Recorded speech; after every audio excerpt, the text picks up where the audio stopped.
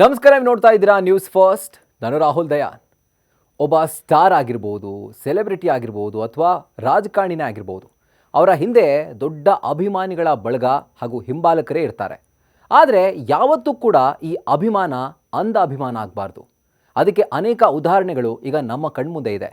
ಅದೇ ಥರದ ಒಂದು ಘಟನೆ ಮಹಾರಾಷ್ಟ್ರದಲ್ಲಿ ನಡೆದಿದೆ.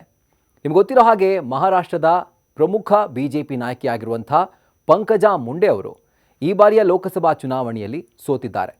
ಬೀಡ್ ಕ್ಷೇತ್ರದಿಂದ ಅವರು ಸ್ಪರ್ಧೆ ಮಾಡಿದ್ರು. ಆದರೆ NCP ಶರದ್ ಪವಾರ್ ಬಣಕ್ಕೆ ಅವರು ಸೋಲನ್ನು ಒಪ್ಕೊಂಡಿದ್ದಾರೆ ಹಾಗೂ ಅವರು ಆ ಸೀಟನ್ನು ಕಳ್ಕೊಂಡಿದ್ದಾರೆ.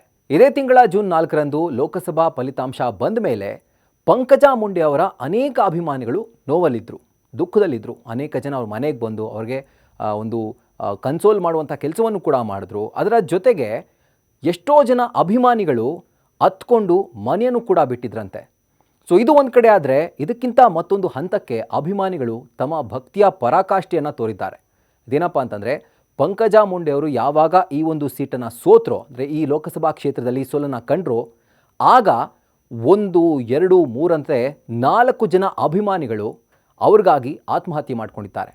ಅಂದರೆ ಹಿಂದೆ ಮುಂದೆ ಯೋಚನೆ ಮಾಡದೆ, ಅವರ ಜೊತೆ ಒಂದು ಕುಟುಂಬ ಇದೆ, ಅವರನ್ನು ನಂಬಿಕೊಂಡು ಅವರ ತಂದೆ ತಾಯಿ ಮಕ್ಕಳು ಹೆಂಡತಿ ಇವರೆಲ್ಲ ಇದ್ದಾರೆ ಅನ್ನೋದನ್ನು ಕೂಡ ಮರೆತು ಕೇವಲ ಅಂಧ ಅಭಿಮಾನಕ್ಕಾಗಿ ಹಾಗೂ ಪಂಕಜಾ ಮುಂಡೆ ಅವರ ಪರವಾಗಿರುವಂಥ ಅವರ ನಿಷ್ಠೆ, ಅದಕ್ಕೋಸ್ಕರ 4 ಜನ ಅಭಿಮಾನಿಗಳು ಸಾವನ್ನಪ್ಪಿದ್ದಾರೆ.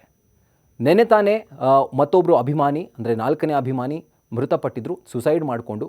ಸೊ ಪಂಕಜಾ ಮುಂಡೆ ಅವರೇ ಸ್ವತಃ ಬಂದು ಮಾಧ್ಯಮಗಳ ಮುಂದೆ ಅವರ ಅಭಿಮಾನಿಗಳಲ್ಲಿ ಒಂದು ಮನವಿಯನ್ನು ಮಾಡ್ಕೊಂಡಿದ್ದಾರೆ. ಅದೇನಪ್ಪ ಅಂತಂದರೆ, ನನ್ನ ಒಂದು ಸೋಲೇನಿದೆ ಅದು ಇದ್ದೇ ಇದೆ, ಆದರೆ ಅದಕ್ಕಿಂತ ದೊಡ್ಡದಾಗಿ ಒಂದು ಜೀವನ ಇದೆ, ನಿಮ್ಮ ಕುಟುಂಬ ಇದೆ, ಅವ್ರನ್ನ ನೋಡಿ ಅಂತ. ಸೊ ಇದು ಎಲ್ಲೋ ಒಂದು ಕಡೆ ಜನಸಾಮಾನ್ಯರಲ್ಲಿ ಒಂದು ಪ್ರಶ್ನೆಯನ್ನು ಮೂಡಿಸುತ್ತೆ. ಏನಪ್ಪ ಅಂತಂದರೆ, ಈ ಥರ ಬಡ ಕುಟುಂಬದ ಸದಸ್ಯರುಗಳು ಅಥವಾ ಬಡವರ್ಗದಿಂದ ಬರುವಂಥವರು ಈ ರೀತಿ ಅಂಧಾಭಿಮಾನಕ್ಕೆ ಬಿದ್ದು ಸ್ಟಾರ್ಗಳಿರ್ಬೋದು ಅಥವಾ ರಾಜಕಾರಣಿಗಳಿರ್ಬೋದು, ಅವರ ಪರವಾಗಿ ತಮ್ಮ ಜೀವನ್ನೇ ಕಳ್ಕೊಳ್ಳುವಂಥದ್ದು ಎಷ್ಟು ಸರಿ ಅಂತ. ಯಾಕಂದರೆ ಅವ್ರನ್ನ ನಂಬ್ಕೊಂಡು ಅವ್ರ ಕುಟುಂಬ ಇರುತ್ತೆ, ಅವರ ಹೆಂಡತಿ ಮಕ್ಕಳಿರ್ತಾರೆ.